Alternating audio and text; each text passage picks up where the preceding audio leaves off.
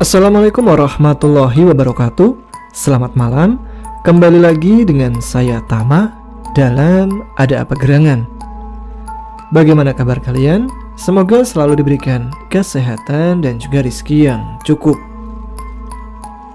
Episode malam ini ada sebuah cerita yang dikirimkan oleh Maidina tentang teror yang pernah disaksikan langsung oleh Tia di sebuah desa semasa kecilnya, Desa Bantar. Bagaimana cerita selengkapnya?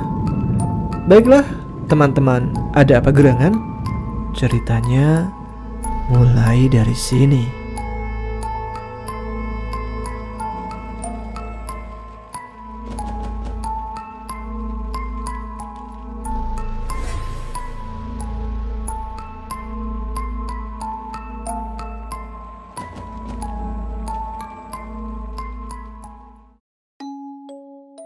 Assalamualaikum warahmatullahi wabarakatuh. Kalian masih ingat nggak Desa Bantar yang ditempati oleh almarhum Mahendra? Kali ini ada pengalaman horor yang pernah terjadi kepada Mamah Echa, yaitu Mbak Tia.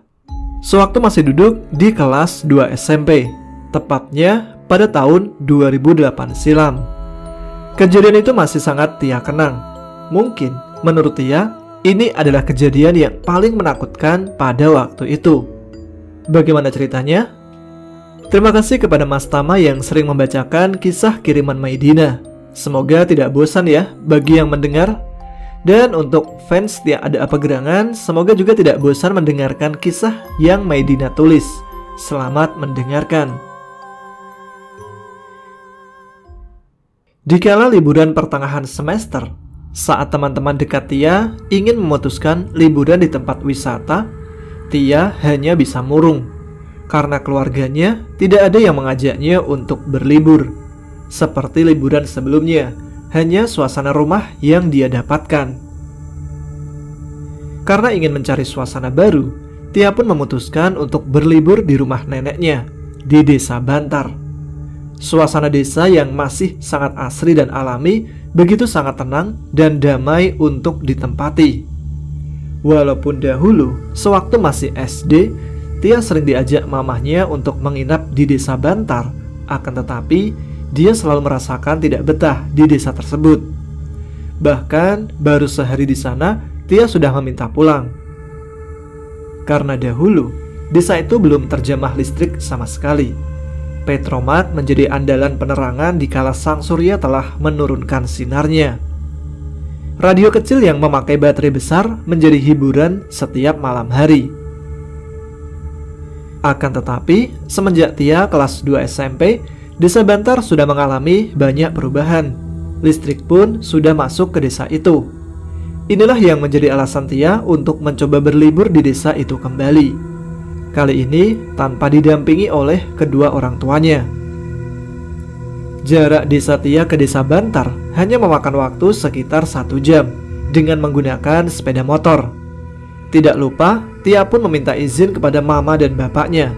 Dan mereka pun dengan senang hati mengizinkan Tia untuk menginap selama 4 hari di rumah neneknya. Keesokan paginya, Tia pun lantas diantarkan oleh bapaknya dengan menggunakan motor Alfa kesayangan bapaknya. Dari rumah, Tia hanya membawa tas dan beberapa baju saja. Jam menunjukkan pukul 8 pagi. Mesin motor dipanaskan. Tidak lupa juga Tia meminta izin kepada mamahnya. Mamah Tia adalah sosok ibu yang sangat penyayang terhadap anaknya. Apalagi Tia adalah anak bungsu. Beliau merasa tidak tega menitipkan Tia ke neneknya walaupun hanya beberapa hari saja. Jam 8:15 mereka pun berangkat dengan menggunakan motor Alfa kesayangan bapaknya. "Nak, pegangan atuh sama bapak, takut jatuh," ucap bapak Tia. "Iya pak," jawab Tia yang menuruti ucapan bapaknya. Motor dipacu dengan kecepatan sedang. Tia pun sesekali melihat mobil-mobil mewah dan bis yang mendahului laju motor mereka. Untuk menuju ke Desa Bantar, mereka harus melewati jalan raya lalu lintas provinsi dari arah Jakarta-Jogja. Maka dari itu, sering menjumpai truk-truk besar. Dan jalanan pun selalu ramai, karena saat itu belum ada jalan tol baru. Jadi truk dan bis rata-rata melewati jalanan itu. Sudah sampai setengah jalan, pemandangan desa-desa sudah sangat jarang terlihat. View yang terpampang yaitu pepohonan jati, persawahan, sungai irigasi, dan pemandangan Gunung Slamet dari arah kejauhan yang nampak berdiri gagah. Dan di samping Gunung Slamet berjejer perbukitan yang sangat indah, membuat siapa saja mata yang memandang berdecak kagum. Jembatan pertama untuk memasuki desa Bantar sudah terlihat. Bapak Tia pun menyalakan lampu sen kanan, pertanda dia akan membelokkan motornya dan bersiap melewati jembatan tersebut. Jalanan aspal sudah tidak dilewati lagi. Sekarang Tia pun melewati jalanan tanah berbatuan. Bapak Tia pun sesekali menghindari batu besar dan jalanan berlubang agar tetap aman berkendara. Dari jauh, nampak sudah terlihat tebing tinggi menjulang, menandakan dia akan melewati turunan tajam di samping tebing. Karena takut terjadi sesuatu, Tia pun akhirnya berjalan kaki. Untuk sampai ke kali besar di tempat penyeberangan menggunakan jukung atau getek yang biasa penduduk desa gunakan. Untuk menuju jalan utama, Bapak Tia masih menggunakan motornya dengan sangat hati-hati dan mengikuti Tia dari belakang. Getek itu sudah menanti para penumpangnya. Dengan sigap, Bapak Tia menaiki motornya di atas getek. Dia pun hanya terduduk di atas getek sambil memandangi kali gede itu. Perlahan-lahan, getek itu berjalan dengan santainya. Selang beberapa saat, akhirnya mereka pun sampai juga di seberang sungai sana. Perjalanan lalu dilanjut lagi dengan memasuki desa itu. Sepanjang perjalanan, Bapak Tia selalu bercerita dan bernostalgia tentang masa kecilnya dulu. Banyak kenangan manis di desa Bantar itu. Tidak jarang saat memasuki desa pun, Bapak Tia menjumpai teman-teman masa kecilnya dulu. Karena Bapak Tia merupakan tipe orang yang ramah, dia pun sering memberhentikan motornya untuk sekedar ngobrol dengan teman-temannya. Inilah yang membuat Tia merasa bosan dan jenuh. Awalnya sih, Tia tidak merasakan keanehan apapun. Pada pemberhentian pertama, saat Bapak Tia sedang mengobrol dengan temannya, Tia masih duduk santai di atas motor sambil mendengarkan Bapak Tia mengobrol. Obrolan pun berakhir sudah. Bapak Tia menjalankan motornya lagi. Tapi belum 5 menit motor melaju, Bapak Tia pun menjumpai temannya lagi. Pemberhentian motor kedua, mereka berdua pun berbincang cukup lama. Akhirnya di situ Tia merasa jenuh. Dan untuk melepaskan kejenuhannya itu, mata Tia menatap rumah orang-orang yang ada di sekitar Tia. Serasa ada yang cukup janggal di rumah itu. Pasalnya, di pintu rumah teman Bapak Tia tertempel satu lembar kertas yang bertuliskan Arab gundul. Kertas yang bertuliskan Arab gundul itu tampak begitu asing di mata Tia. Mata Tia pun melihat rumah di sampingnya. Ternyata sama. Pintu rumah itu terdapat kertas yang sama. Tia memalingkan pandangannya ke rumah yang ada di seberang juga. Ternyata sama. Setiap pintu rumah itu ternyata terdapat satu lembar kertas bertuliskan Arab gundul. Entah apa maksudnya. Tia tidak mengerti. Dan dia pun tidak mau ambil pusing soal itu. Yang di pikiran Tia hanya ingin berlibur saja seperti teman-temannya. Tanpa bertanya kepada bapaknya, Tia hanya memendam itu semua. Kali ini, Bapak Tia tidak mampir lagi ke rumah temannya dan motornya pun dipacu kembali sampai tibalah di rumah neneknya. Lagi-lagi saat tiba di rumah neneknya, Tia merasakan ada hal janggal juga. Ternyata kertas yang berupa tulisan Arab gundul itu terdapat juga di rumah nenek dan uaknya. Rumah nenek dan rumah uak Tia saling berhadap-hadapan. Rumah nenek Tia berada di paling ujung desa. Hanya berjarak beberapa meter saja sudah tidak ada rumah lagi. Hanya hamparan luas alas jati. Desa Bantar sendiri warganya kurang lebih hanya terdiri dari 200 kakak saja. Ini karena desa yang kecil. Jadi kalau ada sesuatu masalah, tidak ayal satu kampung pun mengetahuinya. Karena di rumah neneknya sepi tidak ada teman, Tia pun memutuskan untuk menginap di rumah uaknya saja. Karena salah satu anak uak Tia ada yang seumuran dengan Tia. Bapak Tia pun masih mengobrol dengan nenek Tia. sambil meminta izin untuk menitipkan anak bungsu kesayangannya kepada neneknya. Setelah bertemu dengan neneknya, Tia pun melangkahkan kakinya ke rumah Uwak Rusmi, kakak dari Mamah Tia, dan langsung menemui saudaranya yang bernama Rita. "Assalamualaikum, Wak. Wak, ini aku, Tia." Sambil melangkahkan kakinya untuk menghampiri uwaknya yang berada di belakang rumah sambil memberikan makan ternak sapinya. "Waalaikumsalam. Tia kapan sampai di sini, Nak? Sama siapa kamu kesini? Ini kamu bawa tas. Mau liburan di sini?" tanya Uwak Rusmi yang sangat senang menyambut kedatangan Tia. "Iya, Wak, aku mau nginep di sini 4 hari. Itu bapak lagi di rumah nenek, lagi ngeteh di sana. Aku mau tidur di sini aja ya, Wak, sama Rita, biar aku ada temannya, Wak." "Oh iya, Rita di mana?" "Rita sedang ada di kamar tuh. Sono, samperin aja Rita. Wak ke rumah nenek dulu ya, mau nemuin bapak kamu." Tia pun langsung menuju kamar Rita yang sedari tadi Rita sedang asik membaca Al-Qur'annya. Rita adalah anak Uwak saat itu bersekolah di MTS. Dia pun duduk di bangku kelas 1 MTS. Usianya hanya beda 1 tahun saja dengan Tia. Rita pun sama, sedang menjalani masa liburannya. Mereka pun asik berbincang-bincang di kamar sambil merapikan baju-baju Tia. Tiba-tiba terdengar suara klakson motor dari arah luar, yaitu motor bapak Tia, yang ternyata pamit kepada Tia untuk pulang ke rumah. Tia pun bersalaman dengan bapaknya sambil mencium tangannya. "Hati-hati di jalan ya, Pak." "Iya, yang nurut ya, Nduk, sama nenek dan Uwak. Jangan lupa jajannya diirit-irit." Bapak Tia pun menancapkan gas motornya lagi dan berlalu meninggalkan Tia. Tia pun masih memperhatikan laju motor bapaknya. Lama-kelamaan, laju motor bapak Tia sudah tidak terlihat lagi. Dia pun segera berlalu memasuki rumah uwaknya. Rumah Uwak Tia masih dari bilik bambu, rumah yang khas dari pedesaan Bantar kala itu. Pintunya pun masih terbuat dari bilik juga. Saat Tia memasuki rumah uwaknya, Tia pun sempat memandangi pintu yang terdapat kertas bertuliskan Arab gundul. Karena penasaran, Tia lalu bertanya kepada Rita dan uwaknya yang sedari tadi duduk di rusbang. Rusbang adalah kursi panjang yang terbuat dari kayu jati asli. "Wak, ini apaan sih, Wak? Kok setiap rumah ditempelin ini? Biasanya kampung ini rame kalau jam segini, pada ngeluarin sapinya buat nyari makan ke alas. Tapi kok sapi-sapinya juga sekarang pada di rumah terus sih? Emang ada apaan sih, Wak?"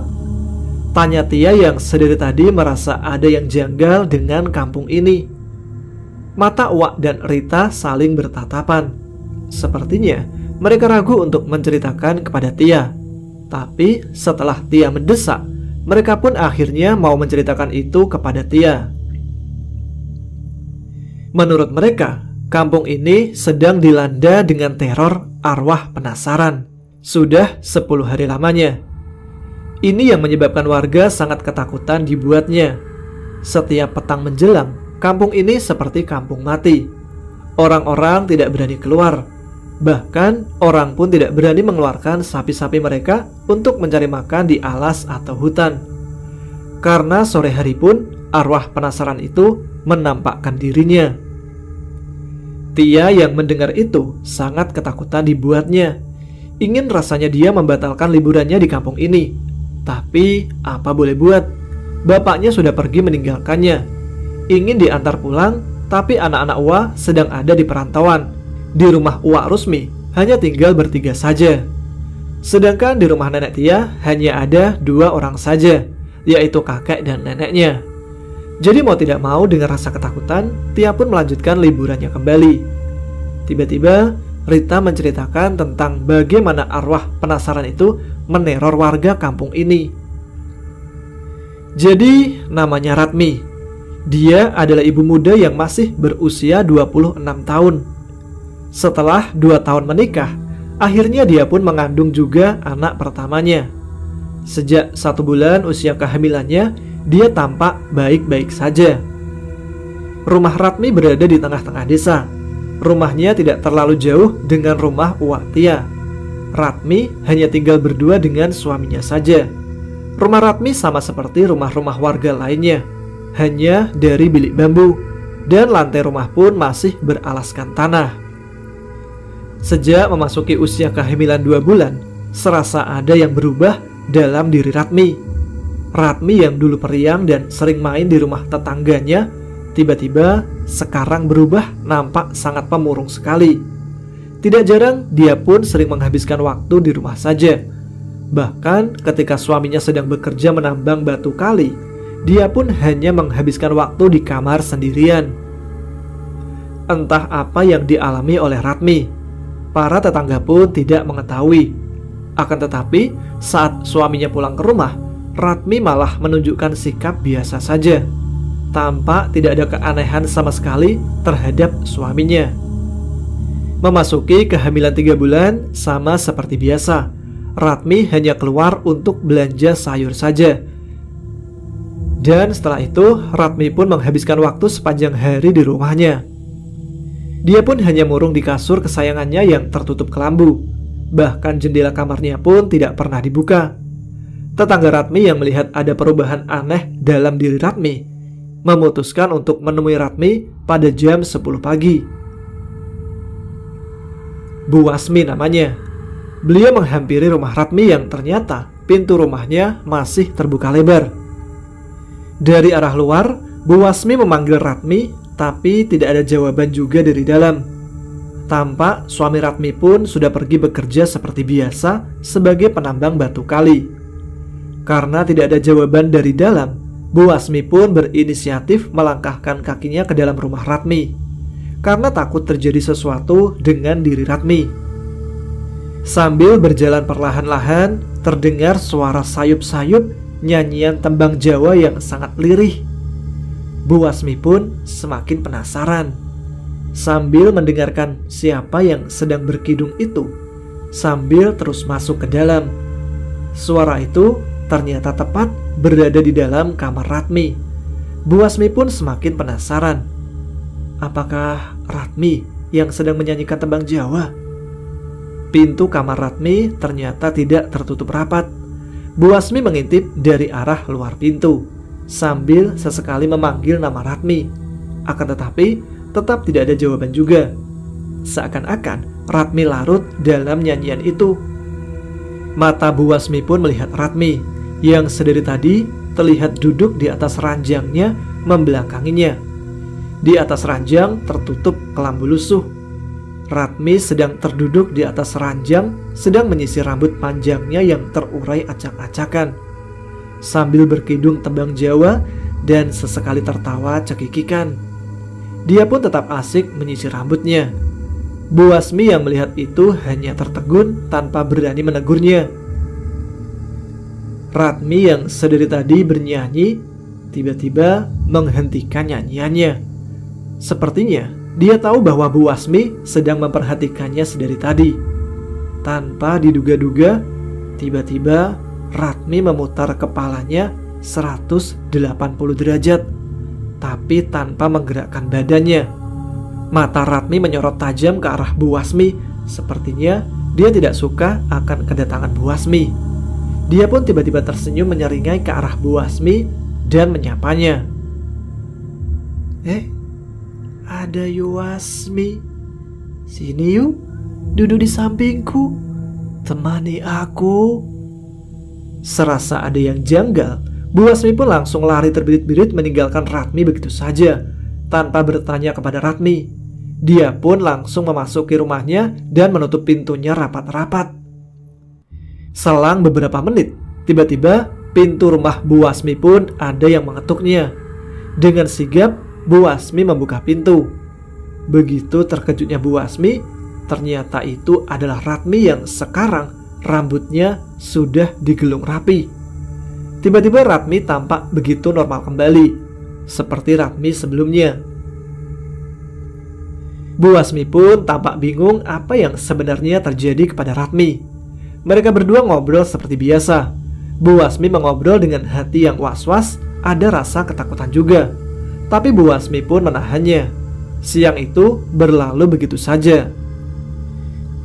Keesokan pagi, setelah keberangkatan Darmo, suami dari Ratmi, Ratmi pun seperti itu lagi, hanya murung di kamarnya. Bahkan, banyak warga yang melihat Ratmi saat duduk di ruang tamu tampak dari arah luar. Ratmi suka melakukan hal yang aneh, yaitu menyisir rambutnya yang tergerai sambil bersenandung bahasa Jawa.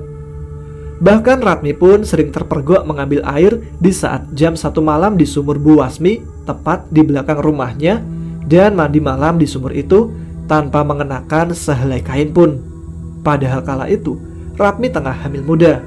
Entah apa yang dilakukan Ratmi kala itu. Bu Wasmi hanya mengintip tanpa berani menegurnya. Sepertinya apa yang dilakukan Ratmi, suaminya tidak mengetahui.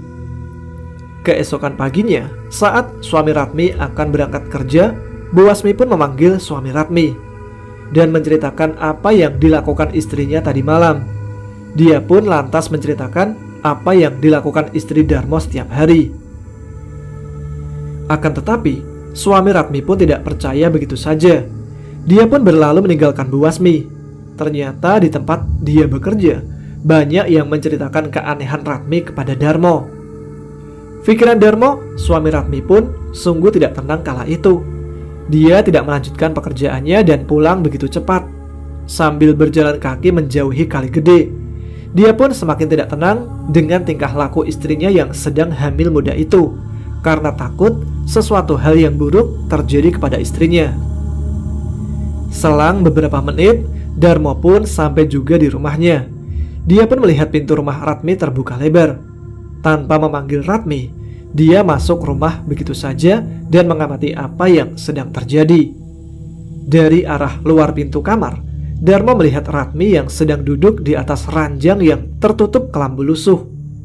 Dia melakukan aktivitas seperti biasa, yaitu menyisir rambutnya yang panjang lurus dengan menyanyi bahasa Jawa.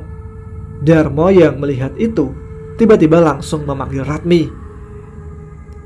"Ratmi, kamu sedang apa sayang?" Ratmi pun menoleh ke arahnya dan tersenyum manis. "Mas Darmo, kenapa pulang begitu cepat?" Ratmi pun segera turun dari ranjangnya dan menghampiri Darmo dengan rambut yang masih tergerai. "Ratmi, aku khawatir sama kamu. Banyak orang luar sana yang bergunjing tentang kamu, Dek." Darmo pun sambil berjalan menuju ke arah rusbang dan duduk di kursi itu. Ratmi mengerutkan dahinya. Entah apa yang difikirkan oleh Ratmi. "Mas, gak usah percaya ya sama perkataan mereka. Aku masih Ratmimu yang dulu, gak ada yang berubah." "Iya Dek, aku percaya sama kamu kok." Hari-hari itu pun berlalu. Seiring berjalannya waktu, perut Ratmi terus membesar dan menginjak usia 6 bulan kehamilannya. Darmo terus menepis kabar tentang Ratmi. Darmo hanya percaya kepada istrinya saja. Akan tetapi, lama-kelamaan, Darmo pun mencium hal janggal dari istrinya. Jam menunjukkan pukul 11 malam. Darmo yang mendapat giliran jatah piket ronda, jam 11 memutuskan untuk pulang ke rumah. Karena khawatir meninggalkan istrinya yang sedang hamil, Darmo pun melangkahkan kakinya menyusuri jalanan desa yang teramat sangat sepi. Dari arah pemakaman, lolongan anjing liar saling bersautan. Walaupun masih jam 1 malam, tapi desa itu sudah sangat sepi. Ketika memasuki pekarangan rumah, dari arah luar rumahnya, sayup-sayup, Darmo mendengar suara nyanyian yang teramat lirih. Akan tetapi, nyanyian itu berhenti dengan sendirinya. Darmo pun segera membuka pintu rumahnya yang tidak dikunci. Pintu kamar Ratmi terbuka lebar. Karena merasa kehausan, Darmo pun melangkahkan kakinya secara perlahan menuju ke dapur. Saat melewati kamar Ratmi, tidak sengaja dari ujung mata Darmo, dia melihat Ratmi yang sedang duduk di atas ranjang yang tertutup kelambu lusuh. Ratmi pun ditemani dengan seorang wanita yang mengenakan baju putih berambut acak-acakan, mirip seperti kuntilanak. Kuntilanak itu tampak sedang menyisir rambut Ratmi yang lurus. Kuntilanak itu lantas memalingkan wajahnya ke arah Darmo sambil melambaikan tangannya.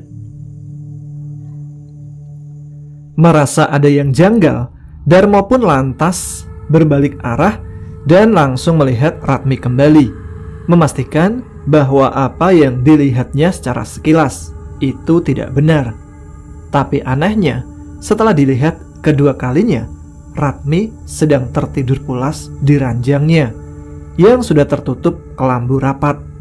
Darmo lantas berpikir, mungkin hanya perasaanku. Darmo lantas melanjutkan langkah kakinya menuju dapur dan mengambil segelas air putih. Setelah sudah terisi dahaganya, Darmo lantas menuju kamarnya dan tertidur tepat di samping Ratmi, dan malam itu berlalu. Kehamilan Ratmi pun akan memasuki usia 7 bulan.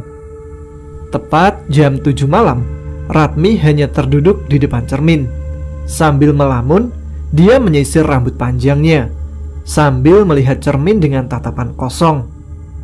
Dia sesekali tersenyum-senyum sendiri. Darmo yang melihat istrinya tampak aneh, dia pun menegur istrinya supaya tidak berbuat demikian. "Dek, malam-malam wanita hamil bercermin sambil sisiran kayak gitu? Pamali, ingat kata orang tuaku." Ratmi yang mendengar itu tidak terima atas perkataan suaminya. Tiba-tiba Ratmi langsung berdiri menghadap Darmo. Dia pun langsung tertawa cekikikan dan tiba-tiba langsung menangis histeris, membuat suami Ratmi kebingungan. Darmo pun mencoba menenangkan Ratmi. Akan tetapi Ratmi terus menangis dan mencakar-cakar perutnya sendiri sambil sesekali menggeram. Karena takut bayi yang dikandung Ratmi kenapa-napa, Darmo segera menghampiri Ratmi yang sedang mengamuk dan memegangi tangan Ratmi agar tidak berbuat demikian. Ratmi pun mirip seperti orang gila. Tiba-tiba Ratmi diam sesaat.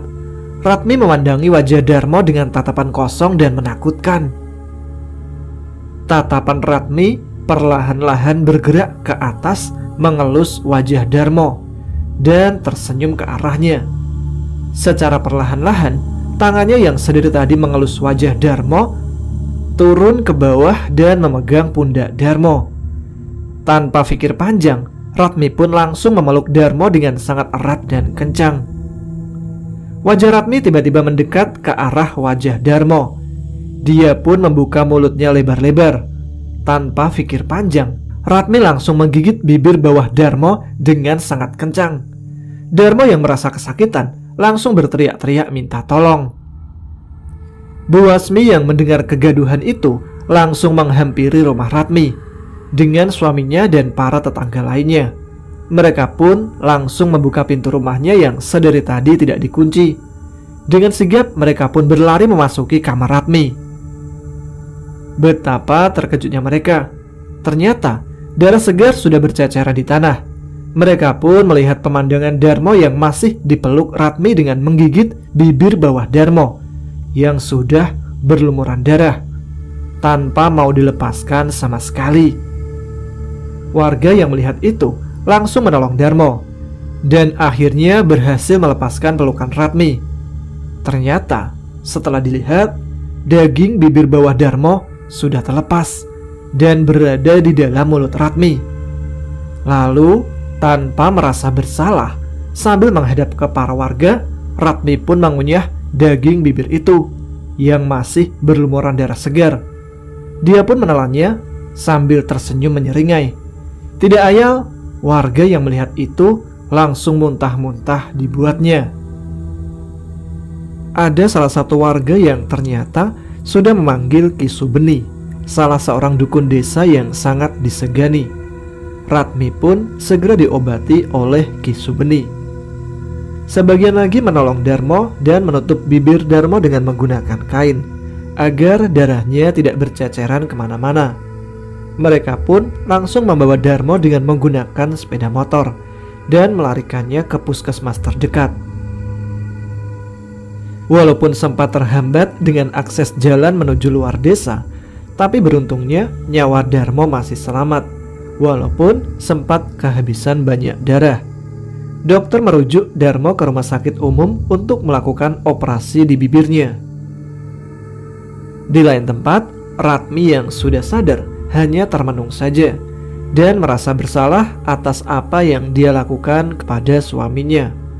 Walaupun tanpa dia sadari, dia pun tidak berani datang ke rumah sakit untuk menemui Darmo yang masih terbaring lemah pasca operasi. Di sana Darmo ditunggu oleh ibu dan bapaknya yang rumahnya lain desa. Kata Ki Subeni, Ratmi telah dirasuki oleh kuntilanak yang tengah mengincar janinnya. Karena di rumah Ratmi sering sendiri, kuntilanak itu jadi bebas melancarkan aksinya dan mempermainkan jiwa Ratmi. Sekarang ini di rumah, Ratmi dijaga oleh paman dan bibinya karena kedua orang tua Ratmi sudah pergi meninggalkannya. Dari dulu Ratmi sudah menjadi gadis yatim piatu semenjak usianya yang ke-16 tahun. Kondisi Ratmi pun kian hari kian tidak stabil. Acara mitoni atau tasyakuran 7 bulan pun harus gagal karena insiden yang telah terjadi kemarin. Sudah 6 hari suami Ratmi dirawat di rumah sakit. Kondisinya pun berangsur-angsur membaik, tapi tidak dengan Ratmi. Kondisi Ratmi kian menurun. Hari ke-7 Darmo pun telah diizinkan pulang oleh pihak rumah sakit dan diantarkan dengan menggunakan mobil rumah sakit sampai ke jembatan pertama. Lalu memasuki area desa, dijemput dengan menggunakan sepeda motor. Sesampainya di rumah, dia pun langsung menghampiri Ratmi yang sedari tadi sudah terkulai lemas di atas ranjangnya. Berlinanglah air mata Ratmi yang melihat Darmo di depan pintu kamarnya. Ingin rasanya dia berlari menghampiri Darmo dan mengucapkan kata maaf. Tapi apa daya, dia tidak punya kekuatan untuk melangkahkan kakinya. Darmo yang telah melupakan kejadian itu lalu menghampiri istrinya. Dia pun menangis melihat keadaan istri yang sangat dia cintai terbaring lemas tidak berdaya. Dia pun mengelus perut istrinya. Kedua orang tua Darmo sekarang memilih menginap di rumah Darmo karena takut sesuatu hal buruk terjadi lagi.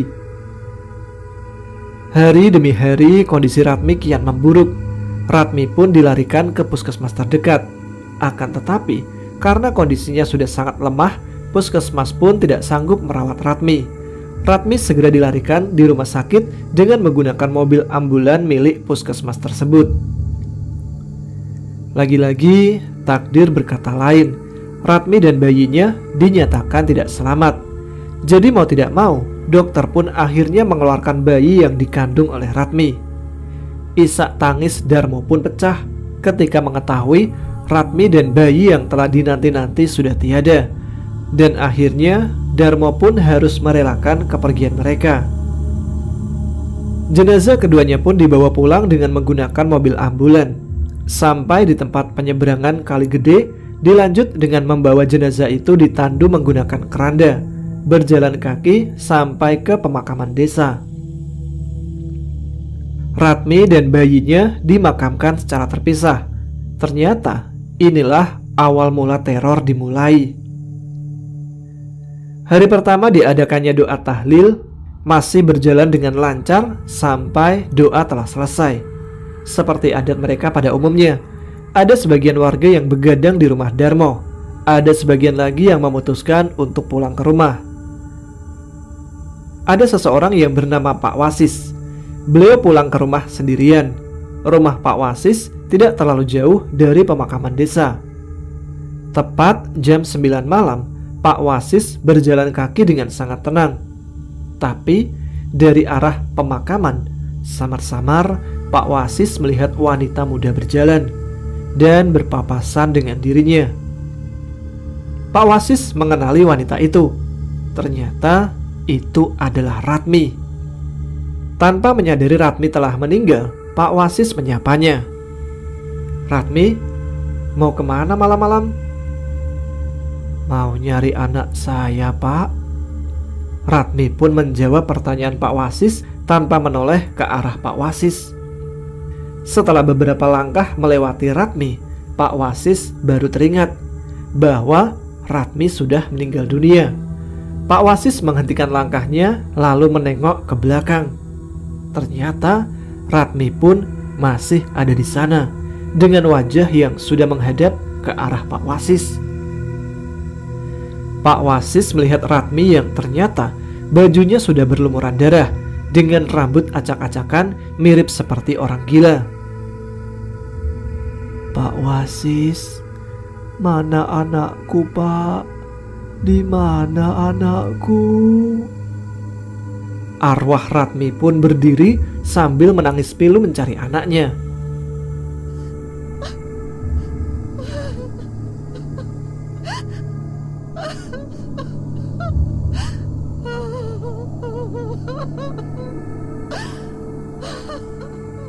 Oke, ceritanya sampai di sini dulu ya. Saya janji bakal dilanjut besok malam. Soalnya ini masih panjang. Bisa-bisa sampai subuh ini. Baiklah, terima kasih teman-temanku yang telah menyimak episode kali ini. Sampai jumpa besok ya. Tetap semangat, jaga kesehatan, selamat malam, selamat beristirahat. Wassalamualaikum warahmatullahi wabarakatuh.